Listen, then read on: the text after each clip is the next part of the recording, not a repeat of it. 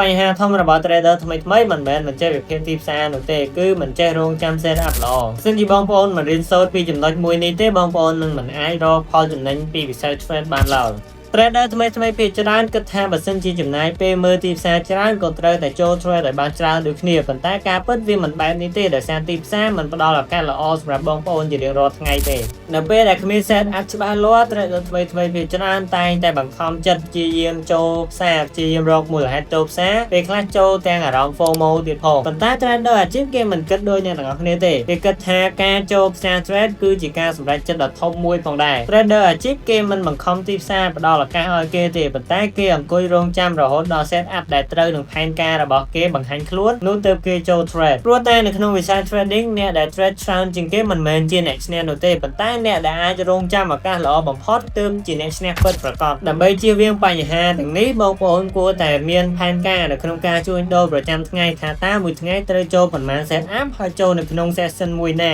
ព្រមទាំងមាន risk management និងការគោរពទៅលើ SL ឲ្យបានត្រឹមត្រូវផងដែរទើបបងប្អូនជៀសផុតពីការខាតបង់ទាំងនេះហើយទទួលបានផលចំណេញពីវិស័យ trading មកវិញជាចុងក្រោយបើសិនជាបងប្អូនចង់បានចំណេះដឹងបន្ថែមនៅក្នុងវិស័យ trading នៅថ្ងៃទី20ខាងមុខនេះក្រុមហ៊ុន GFG Investment នឹងមានសិក្ខាសាលាមួយស្ដីពីការ trading និងយុទ្ធសាស្ត្រ trading សម្រាប់ចែកជូនឲ្យបងប្អូនទាំងអស់គ្នាដោយ free បើសិនជាចង់ចុះឈ្មោះបងប្អូនអាចចុះឈ្មោះតាមរយៈខ្ញុំបានហើយបើចង់បានចំណេះដឹងថ្មីៗឬក៏ចង់ជជែកគ្នាលេងអាចចូលទៅកាន់ channel Telegram របស់ខ្ញុំដែលខ្ញុំ pin នៅលើ bio TikTok និង bio Facebook ផងដែរជួបគ្នានៅក្នុងវីដេអូក្រោយ